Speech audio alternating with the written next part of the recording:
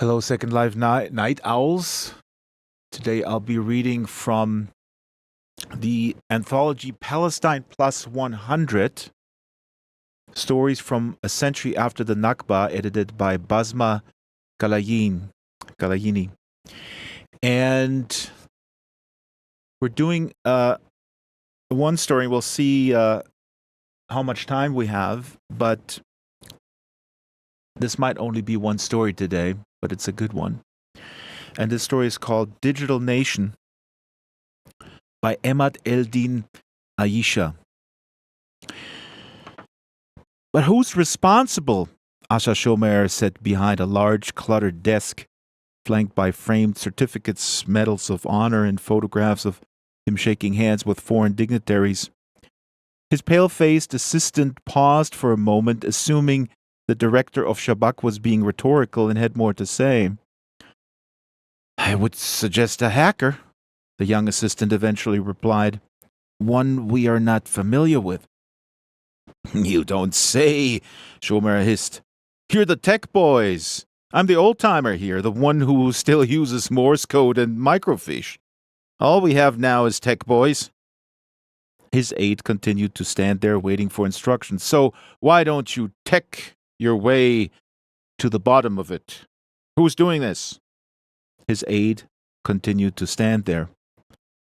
With the centenary just around the corner, we should expect more. Shomer gestured at the virtual reality device on his desk. This is just the beginning. The headset was a typical VR console, the type used by kids everywhere to spend all their free time in parallel worlds, on faraway planets, anywhere but here, the promised land that Shomer had spent his entire career protecting. He's a terrorist, the aide said weakly. Shomer smiled. There hadn't been an act of good old-fashioned terrorism, a hijacking, a letter bomb, a guerrilla operation in a long time. The word triggered some nostalgia button hidden at the back of his brain. But we deal with cybercrime here, the aide continued, then trailed off. His boss filled in the gaps. The Palestinians hadn't had a single state to govern for a long time. Instead, they made do with a series of fragmented banana republics, literally.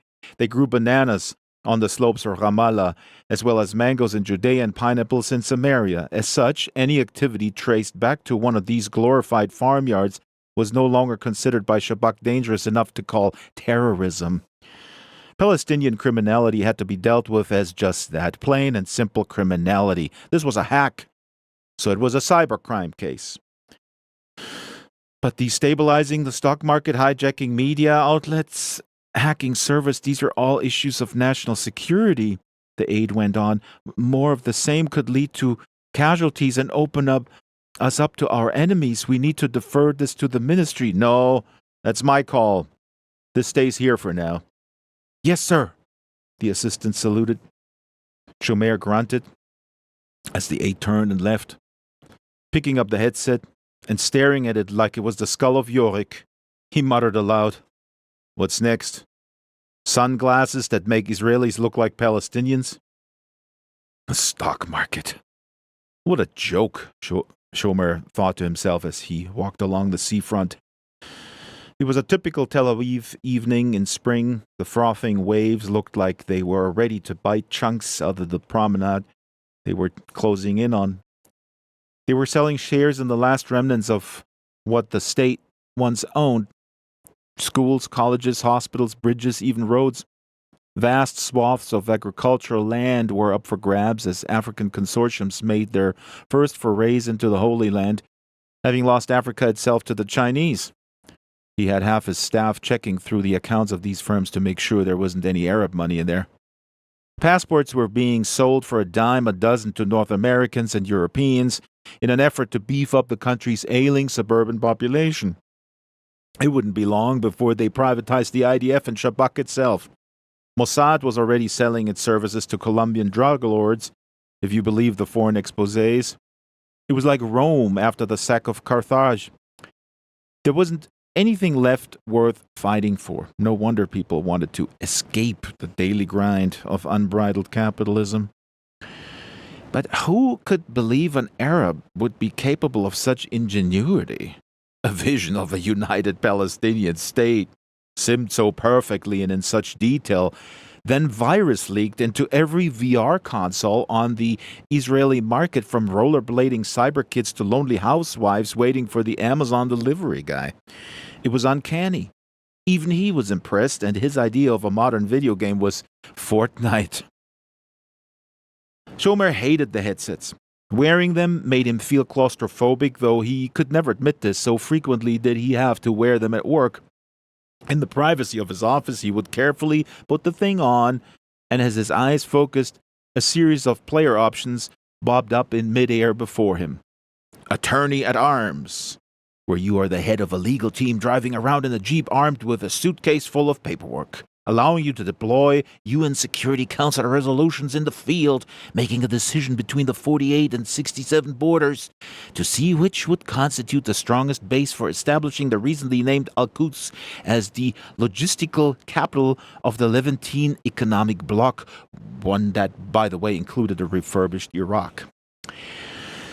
The tax man, where you have to figure out how best to hide the Palestinian government's accounts from both the Israeli authorities and international auditors until such a point where you could balance your budget, finance your civil service, establish an infrastructure for law, welfare, and health care, and build up the country's weapons stockpiles so that, come the eventual day of independence, Palestine can simultaneously meet the West's patronizing criteria for a functioning democracy and show it has the firepower needed to defend itself should the West fail to be satisfied.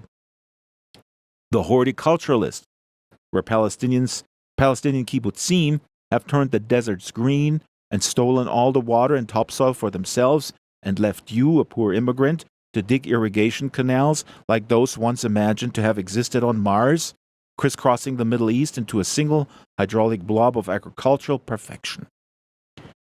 Catering guy, where you run a chain of restaurants and fast food outlets devising marketing strategies to flood the world with chickpeas and Palestinian falafel and upside-down aubergine sandwiches, breaking the back of the Israeli service sector and forcing Israelis to work as waiters, slaving away in kitchens, and hand-distributing menus and flyers and newspapers to the kosher-eating masses.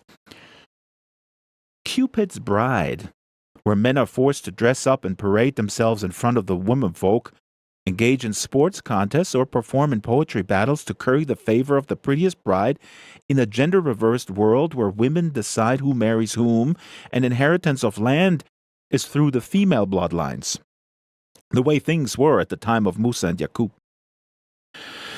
And so on, and so on. It was the graphics that frightened him the most. The architecture of the digital nation was influenced by the Islamic past but thoroughly modernized. The clothes, traditional Bedouin and farmers' garments, were made out of space-age fabrics. Mosques and churches and even synagogues side by side, solar-powered, energy-efficient and environmentally friendly, and built out of the same rock, blending in seamlessly with the terrain. It was so real. You could reach out and touch it. He almost had. And the people, smiling, healthy, and happy, but never content.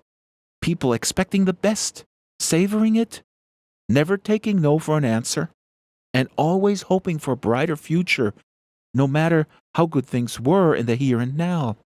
You could see it in their digitally remastered eyes, the energy burning away. The game also came with an intro page that explained what the average Arab back then would have regarded as paradise on earth. That is, enough to eat. Aubergine and chickpeas if you were Palestinian, just aubergine if you were Egyptian. Oh, and a woman to lay on top of after a long day at your pointless civil service job with its pension scheme and health insurance package. A few pennies and some aspirin and Viagra to go. The state for Arabs needn't be any more elaborate than the local Mukhtar.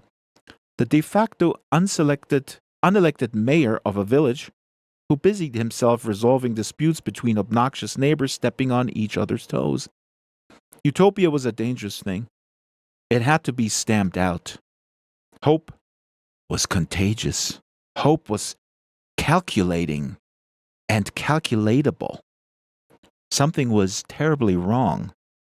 He'd stake his career on it. He'd already raised eyebrows among his younger colleagues for using four-letter words like West and bank in previous conversations, habits of his youth he tried to explain. It was a reference to the Jordan River, he said, but the silence was uncomfortable. They're calling him Hannibal, the security minister told Schomer over the encrypted line. It's spread to all the social media platforms now. It's a good historical analogy. Hannibal in Arabic is Hana Baal, and Baal is the devil in scripture, Schomer replied matter-of-factly. Spare me another history lesson. Even over the garbled line, Schomer could hear the venom in the minister's voice. And you're assuming it's only one hacker and not a whole online community of them? The game's world building must have cost a fortune and required a team of artists and coders probably from different parts of the world. That's exactly what I said, Schomer tried to say in his defense. He's a counter-espionage case in essence, Hannibal, I mean. The name felt oddly appropriate to him, saying it out loud. Although the general was not a utopian, he accepted Carthage for the cesspool it had become and focused his energies against Rome. The only utopian in Muslim history had been Farabi, author of The Virtuous City, and he got his inspiration from Plato. Something wasn't entirely right. He lost his train of thought as the voice of the minister came back to him. Then put your powers of anticipation to good use and second-guess his next move. Thinking of the top of his head, Schomer said, well, if I was him, I'd program a virus to convert all online use of Hebrew into Arabic. The second stage began in a classroom, of all places. An elementary teacher in Ashdod was happily waving away in front of a virtual whiteboard, scribing intricate Hebrew letters mid-air with deft flicks of a stylus pen of her 8-year-olds to follow.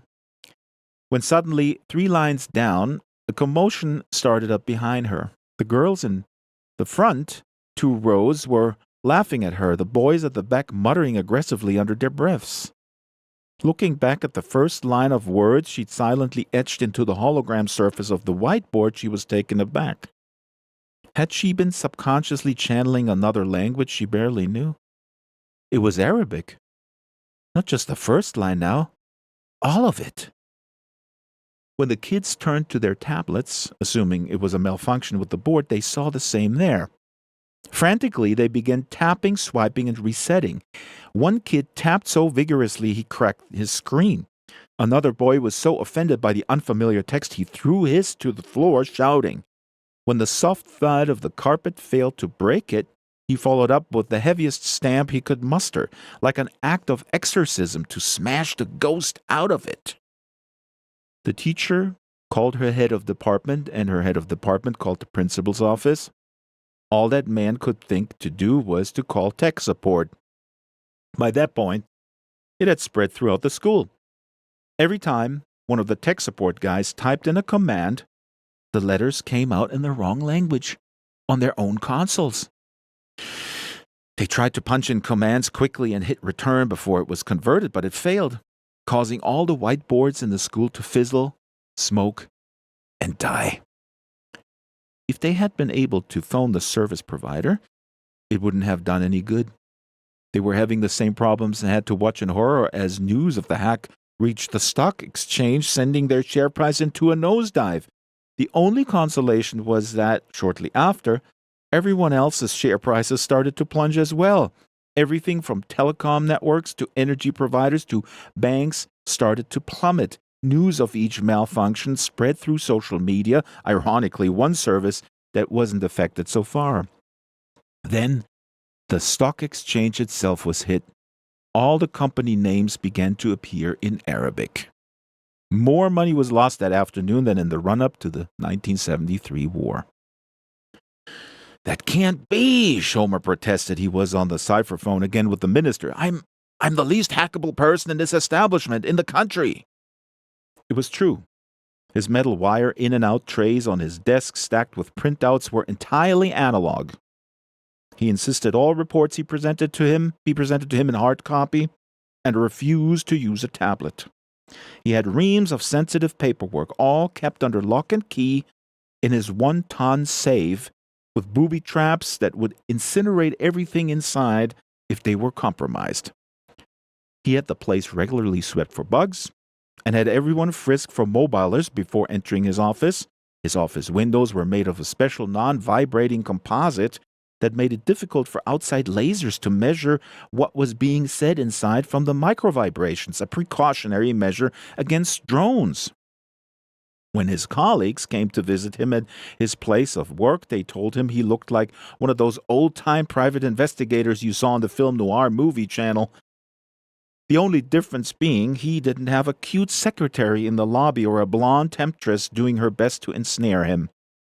He was married to the job, a very unforgiving spouse that left you suspicious of everybody and everything that came near.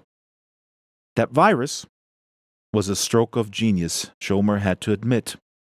Who needed to liberate Palestine if you could convert Israel into Palestine? You wouldn't even need to build a new world, just repaint the existing one. If only the Palestinians knew what things were like over here, they wouldn't have bothered. "If there was a mole, it wasn't on our side," he said a bit too forcefully. "What are you implying? That someone in the ministry is compromised?" the minister barked. "I implied no such thing, Minister, merely that—" Schomer stopped for a second. The TV set in his office was turned on to the news channel with the sound off so he could talk. He read the news crawler instead. Something about shooting. Security guards at a bank had spotted some Arab kids on the inside next to the vault. The guards couldn't believe it and opened fire before they even had a chance to sound the alarm. He could see the images of the security guards being led away by the police. Each one had an identical pair of designer sunglasses on. The Shabak chief dropped the receiver from his hand in a daze. The third stage began a week later. An expat Israeli was driving down the coastline using a bog-standard GPS to keep him on track. The roof was rolled down, and the Mediterranean air was sweeping through his hair. Much of the landscape, a narrow strip of green between the graying waters of the sea and the hilly encampments, hidden behind that distant but visible wall, he was seeing for the first time. The radio was on, blaring out the sort of tunes he suspected were popular in the remaining kibbutzes, when a brief lurch from the car took him by surprise. The radio signal crackled, then something completely alien began pouring from his speakers. He had no idea what language it was, but the genre was clear. Rap. No bother, he thought. Everyone liked rap. Perhaps he had wandered into a broadcasting zone from the occupied hills. Although he'd read somewhere that the farmers up there were only allowed to broadcast calls to prayer. He fiddled around with the knobs, searching for other channels, but to no avail. It was all foreign language rap. He switched to a podcast from his cloud server, but got more of the same. He shoved a flash drive in containing some old favorites, but again, somehow, it was all in a foreign tongue. The expat then manually switched the car to autopilot so he could give his full attention to the radio, and it was at this moment that his car moved imperceptibly from what he would call a good neighborhood back in the States to a bad one, where suddenly the GPS and all his other systems would start relying on local downloads rather than satellite ones. Unable to understand the GPS, which was now talking to him in Arabic, of course, he took wrong turn after wrong turn until he was convinced he was in occupied territory and headed for the nearest wall. On the other side, the residents, illegal migrant laborers mostly, took his car apart piece by piece. He was lucky they didn't do the same to him. Not everyone was so lucky that day. Traffic jams and car crashes spread from one end of the country to the other as GPS devices went haywire. If it wasn't for the old-fashioned physical street signs, people wouldn't have known what country they were living in. Virtual tour guides, e-books, and online atlases all began rewriting themselves, telling tourists they were, in fact, in Palestine, and replacing all Hebrew names with their pre-1948 Arabic ones. Even printing machines were hacked, meaning all map books came out in Arabic, brandished with a Palestinian flag, still upside down in preparation for Liberation Day. Soon the geostationary satellites floating up above Israel were infected, and all digital signals coming into the country came in Arabic. Record companies began going broke. The music channels started shutting down. Stereo systems, MP3 players, smartphones all began turning themselves on and blaring out hit singles from 1948 mixed in with contemporary Arabic grime, rap, and R&B. Doctor, I think I'm losing my mind. It's like living in a play you wrote yourself. These things can't be happening. It can't all be one giant coincidence. Mr. Schomer, Asa, if I may. Is there a record of you predicting these developments? The therapist spoke in a heavy Central European accent. No, I didn't tell anyone. He pondered the question for a moment, thinking his doctor was making a medical inquiry. Hadn't Freud argued that the subconscious sometimes understood things better than the conscious mind? He was about to say all this when the doctor added, "Good. And keep it that way." This just came in. It was his aide. One quick glance and Schomer sighed. I take it they can see what's going on over here. The readouts were of thermal scans from Judea and Samaria, little dots of gatherings and furtive movements, the only kind of satellite imagery that could penetrate the blanket of leaves the Palestinians had to live under and subsist on. His aide nodded. They've become tired of picking bananas and are finding common cause with the inmates of Gaza. That stubborn little detention camp, Schomer thought, full of proud hotheads that refused to sink into the sea. Well, this is clearly a job for the ministry now. There's evidently a level of organization going on over here, larger than just one of their humus fests. Get this to the minister and let's get back to our mission. Hannibal.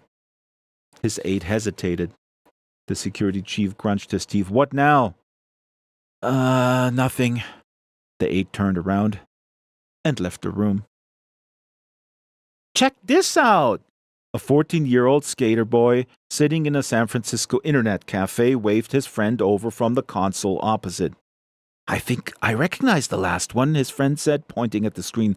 I'm going with him. Suit yourself, replied the first. I never heard of any of them, so I'll go with, that one. I like her AK-47. Although technically Palestinians, the two boys had grown up in a variety of different countries, only really calling the virtual landscape of gaming home. It didn't matter to them where, geographically speaking, any new craze or meme originated from. If it was trending, they wanted in. And this was trending.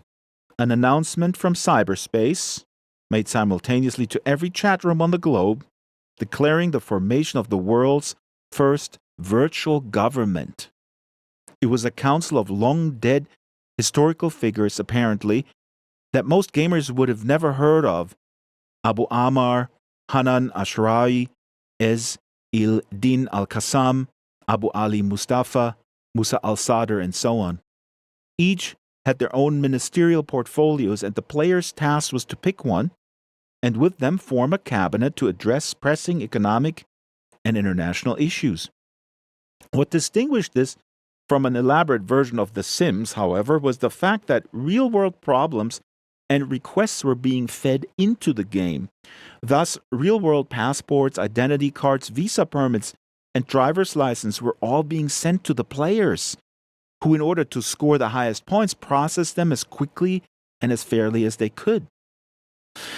Historians started appearing on late-night talk shows, exclaiming how accurate and lifelike the simulated political figures were. Their accents, physical mannerisms, and tailor-made clothes, all impossibly true to life. The Palestinians finally had a single government, free-floating, in a digital sea with kids around the world learning from them and grappling passionately with their historical challenges. The game infected every console in Israel and tracked its way to every player whose medical records showed Levantine blood, dated to 1948, including Jewish and Christian players, of course. The slogan that appeared on their screens as it downloaded read, "It's time to come home."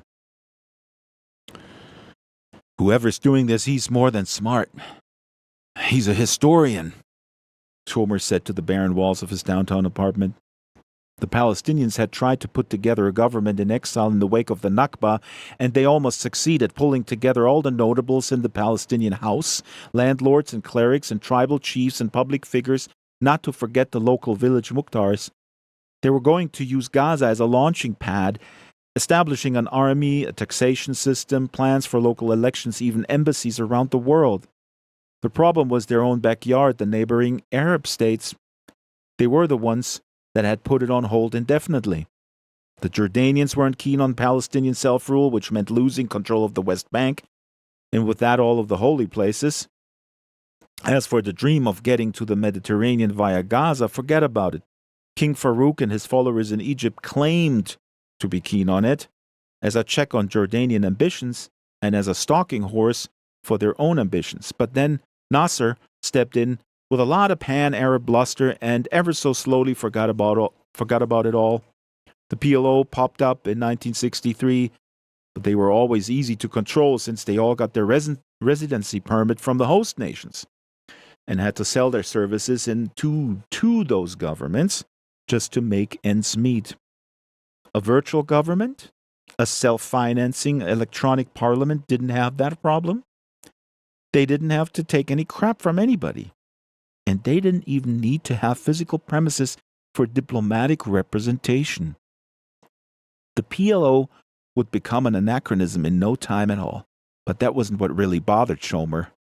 What kept him up at night was the realization that the same would happen to the Knesset and the other organs of the Israeli state. "We've been able to trace the hacks," the aide said, but without the satisfactory tone you'd expect with such news. The Shabak chief sighed deeply. Progress, at last. "Well, don't just stand there." The aide looked pastier than usual. "What is it?" "You won't like this." "Just spit it out."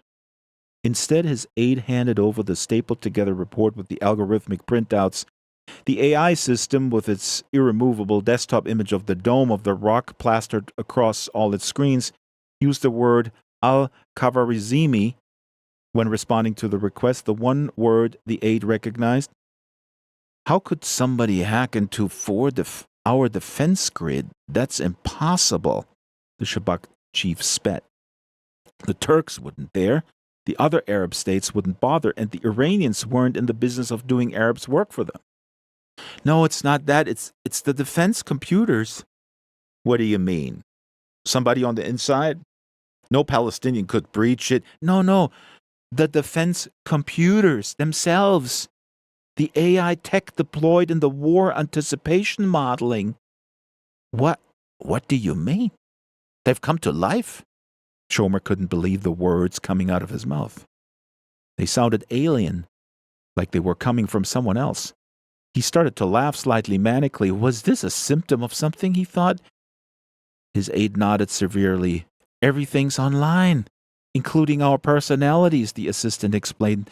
The defense computers, they're hacking into the National Archives, the medical databases, the profiling programmers, the databases we use. What do they want from the profiling data? He almost sighed with relief. The same thing our police forces want from them, the ability to predict everyday criminal activity. Crime on our side of the fence, you mean? The Shabak chief said. Why? The machine is hungry for data. It needs a foe to analyze and... Oh, Abraham, spare me, Schomer thought to himself. It was like watching one of those old episodes of Max Headroom you find only on Nostalgia Tube. A machine come to life. But Hannibal failed, his aide interrupted. With his elephants, I mean, there's hope in that, isn't there? Shabak, Schomer exclaimed suddenly without explaining himself. Shabaka! It's an Arabic word, you know. It means net or network. But as he looked around the room, the bookshelves seemed to tilt and list like the whole office was out at sea. They had to take the defense grid offline, paralyzing the country's already depleted infrastructure. Martial law had to be declared, pitting only half the guns in the country in one direction, towards the borders, while the other half were pointed at their own people. The country was in no position to go on the offensive in an effort to keep the peace. The Jordanians were especially happy about that, having made the same mistake in 1967, policing and disarming the Palestinians to keep them in line while getting themselves into a war they'd never wanted to begin with. The armed services had finally become what they claimed themselves to be all along, the Israeli Defense Forces. In the meantime, the virtual government of Palestine began opening up bidding rounds for contracts with foreign investors in the power and water sector, along with tourism, agribusiness, and slowly took the place of the now defunct Israeli authorities, first in the West Bank and then in the Arab-majority areas of Israel itself, and especially in occupied East Jerusalem. At this rate, it wouldn't be long before the Israelis themselves signed on for their services. It was their one shot at regaining everything they'd lost over the years, including dental insurance. Independence Day, 2048. The Palestinian flag was fluttering the right way up this time over the Dome of the Rock. Jerusalem had finally become Al-Quds again. The worshippers at the Wailing Wall were still there. The visiting female foreign dignitaries still had to cover their hair. It was you all along, wasn't it? The now former Shabak chief said. There was no bitterness in his voice. He was almost glad it was over. Dr. Hannibal. You must have me mistaken with someone else, dearest Aza, the old man replied simply, ever the Central European gentleman. Only someone in your profession could choose such a name, the hero you all aspire to be, a serial killer. Schomer spat the word out. He ate Nazis in his early days, can't fault him for that. I've always seen that as my job, consuming the evil within us. And we've become like the Nazis ourselves. A little cannibalism was called for, as long as it's in fiction. And fictional is another word for virtual. The man was just here for the festivities. He was taking quite a risk, of course, hanging around on this side of the border. But that was the nature of his profession, his professionalism. You didn't have to be in the security services to put your life on the line. Just answer me this, Schomer went on. How did you do it? I take it you aren't a hacker supreme? Me? Are you kidding? The man almost laughed. I couldn't program my smartphone to wake me up in the morning. I'm from the old country, even older than you. Then how did you... I have patience, don't I? Arabs and Israelis alike. And for your information, Arabs are quite gifted when it comes to computers. Steve Jobs was half Syrian after all. Oh, I had no idea. I'm afraid so. Me? I was just a clearinghouse for their ambitions. Then how did you get into the defense computer system? I told you I have patience. Palestinians and Israelis. Do you think you're the only member of the Guardian class with a troubled conscience? He said jovially. A computer with a split personality, only someone like you could have thought that up. Is it so hard to imagine? The old man went on. Is that mental clutter that turns utopia to dystopia. Too many people fighting for what they think is right and can't imagine to be wrong, blotting each other out. It was bound to catch up with us sooner or later. We no longer speak with one voice, even in the privacy of our own homes. Shomer blanched. Don't look so glum, the old man went on with his heavy accent. You should thank the Arabs. They finally allowed us to become ourselves again, start building anew without being afraid somebody's going to foul it all up for us when it's really us that is the problem. The man sighed, then asked a question that had been bugging the Shabak chief himself. Have you ever wondered why Arabs, Muslims don't have a utopian literature of their own? Yeah, at times I'd satisfied myself into thinking that it was low expectations, a sense of fatalism, but there was something more. I just couldn't put my finger on it. How true, the old man said, eyes transfixed on the flag. They know the pitfalls that come with utopia. They learned to fear themselves, the lack of humility that comes with it. They had a utopia of sorts at the time of their prophet. Then it all fell apart afterwards. Everybody fighting for the promised land in his own way, turning a heaven on earth into a living hell. A sigh, and then, that is what was held back the Arabs for the past century. They were never themselves in these times, unsure if they should be distrustful of their own dreams, like their ancestors, or should race ahead and go for broke in emulation of us. They dithered and dithered and dithered, till they came to me and opened themselves up. I had to admire that about them, how they entrusted me with their secrets, and I had to do my job, which was to help them heal themselves. So where to now? Shomer asked, his head lowered.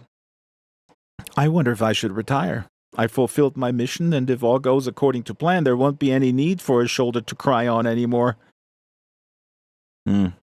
Or for a jackboot to run away from, the former Shabak chief added. And that was a story, Digital Nation, by Emad Eldin Aisha from Palestine Plus 100, Stories from a Century After the Nakba, edited by Basma Ghalayini. Absolutely fantastic compilation of stories. And, let me see. We have about 20 minutes. I'm going to look if there's a short one. Something without VR, but it's really wonderful. You can get this book from Comma Press. The link is in the chat, and I'll put it in again afterwards. So I'm looking if there's something short. Personal Hero. Let's see about this one. Personal Hero by Abdalmuti Maqbool, translated by Jasmine Seal.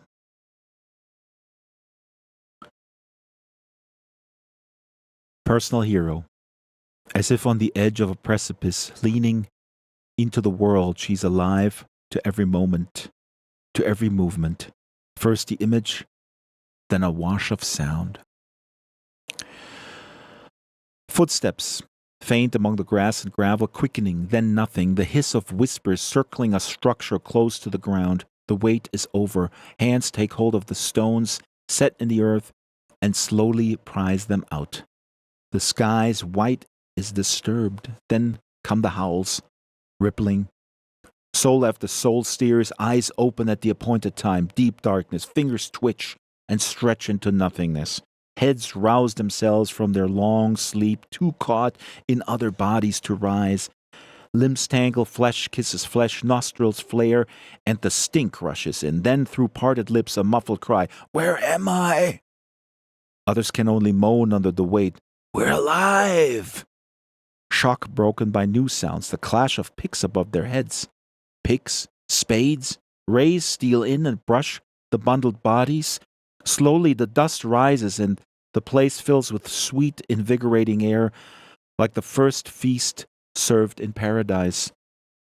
Freed, the heads lift They are level with the ground, but from where they lie to the moon's disk, nothing is visible. Crossed over them are shadows long and thick. On the rectangle's rim, a voice travels down. 10, 9, 8. The counting stops. Shadows move across the light and raise their barrels at them, taking aim. A sight they've seen before. The dead of Kaskana Cemetery. Shots ring around the village. Soil pours over their bodies once more.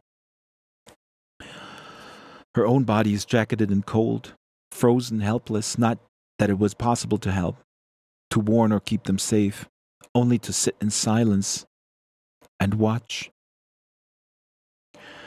The half-light of a new day breaking may be ending. A pale glow bathes the west side of the village.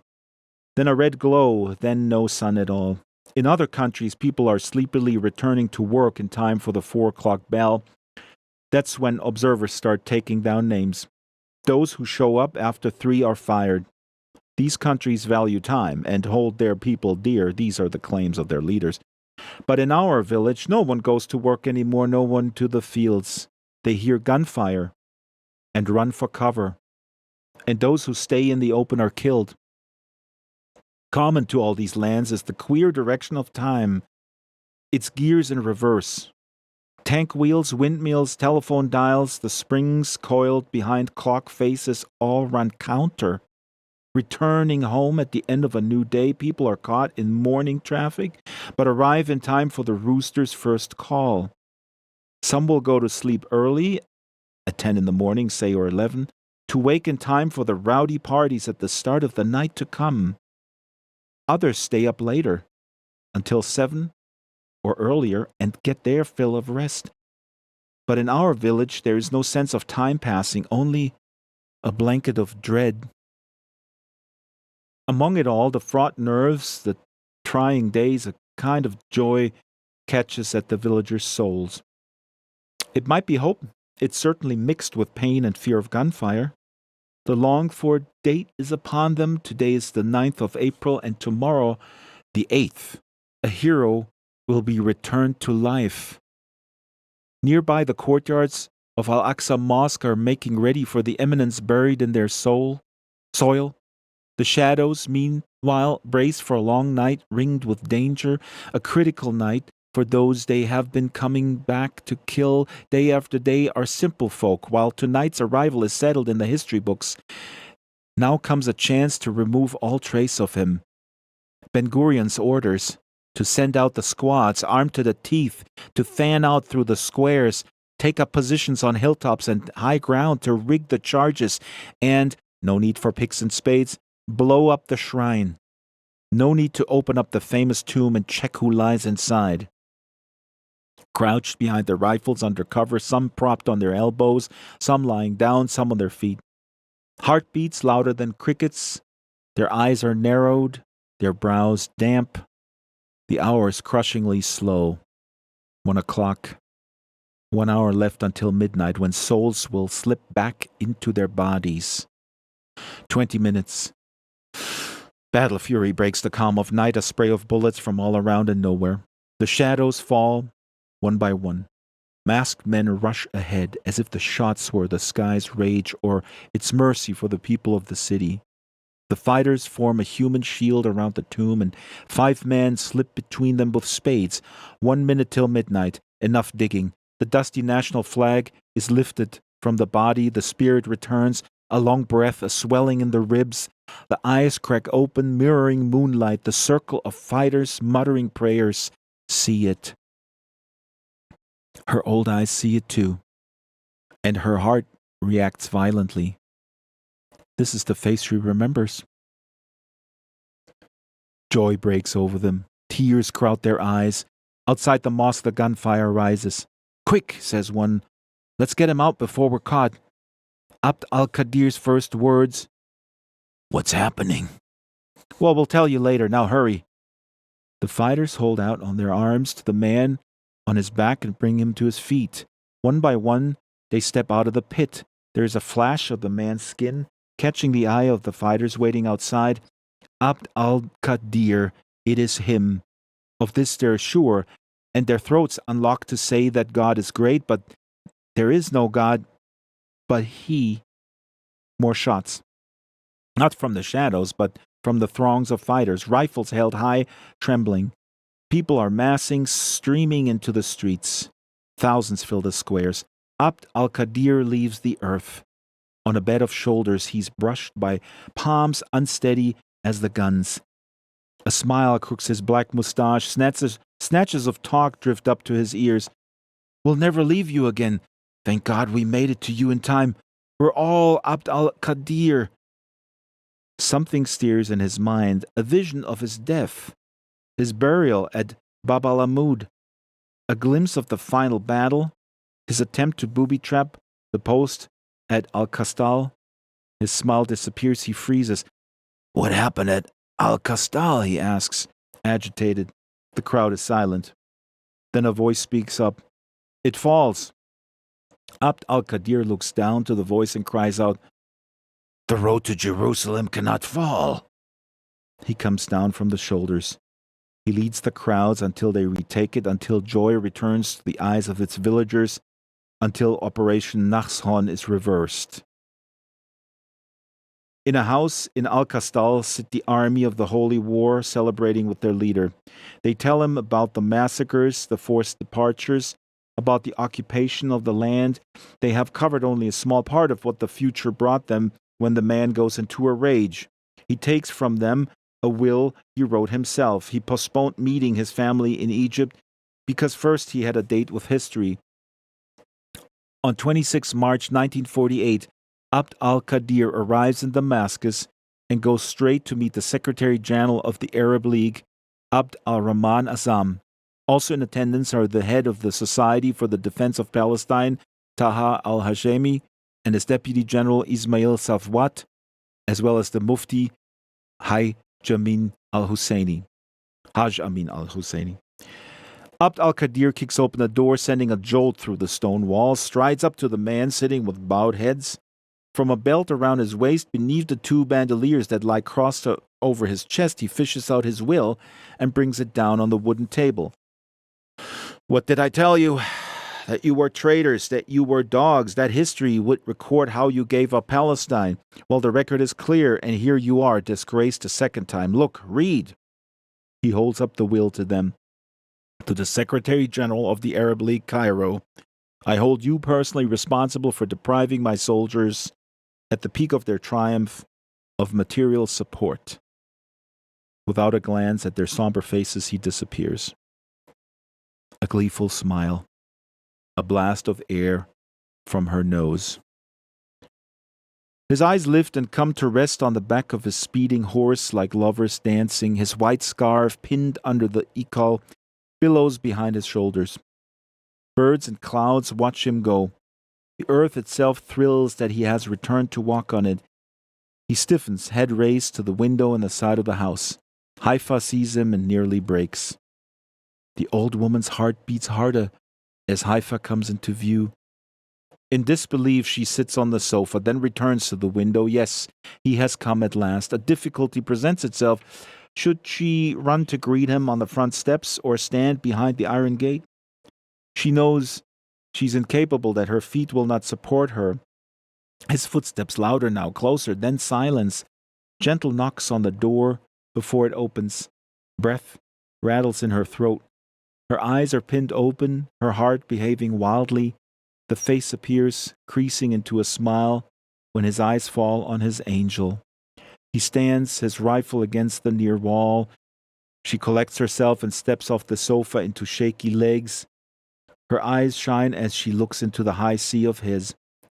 His fingers brush her curls, her cheek holding her to his belly as she reaches her hands around him. Abd al-Qadir is his daughter's hero. In this, she's far from alone. Though she's taller now, he carries her to the sofa and lowers himself down so she can lie in his arms. I told Mother you'd make it. When she said you were wounded, I swore it would be like the other times, that your body would recover. I didn't believe you had died. I waited so long for you. I waited until I was old, then until I was young again. How slow the years were. I kept hearing about you, reading about you. I heard that as a child you bought a gun and paid for it yourself. That you ripped up your diploma as soon as you received it from the head of the American University in Cairo in front of all the important people. I remember what you said. I have no need of a diploma from your school, a colonial and missionary institution. I have won it, but it has not won me. Oh, Baba, how long it took me to get to know you in your absence. His smile broadens. He takes in the face he hardly knows. I'm not sure how it is the days are returning, only that they have brought us together, only how happy I am to see you. When I was 70, you were still fresh in my mind. You died before me in your prime, just 40. I passed on your stories to my daughter. I had a life, but you were the best of it. You were my hope, and look, fate seems to have smiled on us. A smile. Tears fill her watching eyes. A movement at the open door cuts off their talk. His life partner, his comrade in arms, and their sons, Musa and Ghazi, the family reunited. This scene, impossible to describe, follows all resurrections, as if to compensate for the pain of parting. The days return for Abdul al-Qadir as they once passed, full of sacrifice and protests and love of his people, except this time there are no twists of fate. Everything is known in advance. The only difference is that families hold each other closer now, a lesson they learned from death. The days pass with the same tedium. The old grows sprier and the young slip back to first beginnings. Difficult days for all the parents who have to watch their children fade before their eyes. Difficult for Abd al-Qadir when Haifa stops talking. When his name falls from her lips for the last time. Baba. When she becomes a wailing, screaming lump of flesh between his hands. Lighter with every passing day. Until the due date. 2nd of April 1937. The midwife arrives on time. Wahia, flat on her back, opens her legs, and for an hour pain squeezes her heart. The midwife asks Abdul al-Qadir, waiting at the door for warm water. She says the name of God, pulls the cord between Wahia's thighs and ties it to Haifa's own cord with a rubber glove brought back from the future. Then she begins the difficult operation of returning a baby. That night, the Husseini family will shrink by one. In the other world, the clock strikes 4. The year is 2048.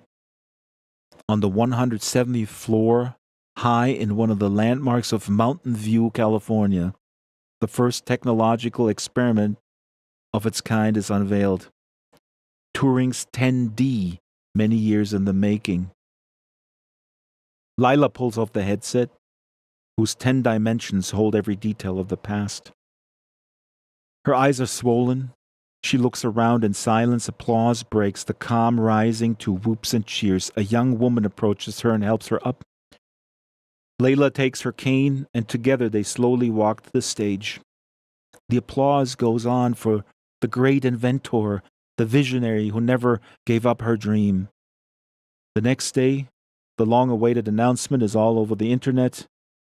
The headline jumps out, Turing converts all data into virtual reality. The article expands. The device works by running a fully intelligent simulation of world history in reverse, while letting players watch. Beta testing will begin next Saturday, April 8th. Crowds show up days before to wait their turn, all excited to meet their personal hero. By 8 in the evening, Lila is alone at home. She passes her hand over the rough wall, feeling for the switch. A corridor of light leads her to the bed. Her remaining strands of white hair are damp, as are her neck and the legs under the bathrobe. She rests her back on the wooden headboard and takes a sip of air. Then a long breath out. She closes her eyes. Her cheeks rise with a smile. She reaches for the nightstand and picks up a framed picture. Haifa. She holds it to her chest, opens her eyes and whispers, I did it, Mama. And just a little footnote here. Abd al-Qadir al-Husseini, 1907 to 1948, Palestinian Arab nationalist military leader who founded the secret militant group the Organization for Holy Struggle, which he later commanded along with Hassan Salama as the Army of the Holy War during the 1936 to 39 Arab Revolt and during the 1948 war. So that was a story by Abdelmouti Makboul, and the name is Personal Hero. Also from the collection Palestine Plus 100, Stories from a Century After the Nakba. This is out from Coma Press. I hope you enjoyed the reading, and I'll read you in a week at the same time.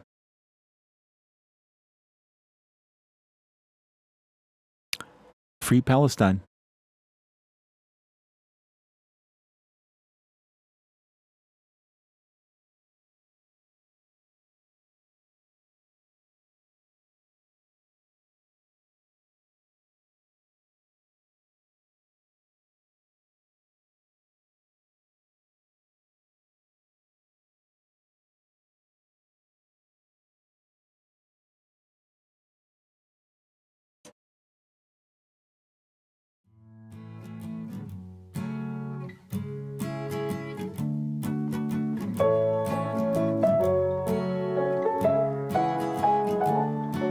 We're all thrown into it, one way or the other.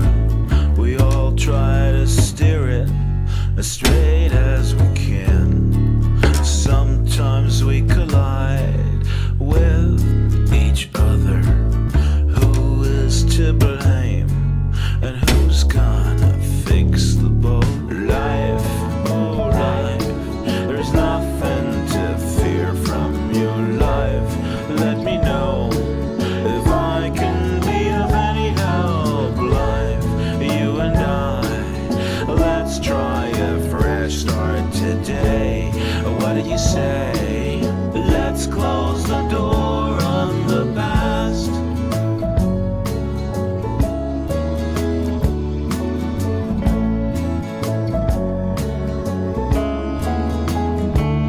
So we swim, and it is in so many ways just a little trick to keep our heads above water. But now I'm not afraid anymore.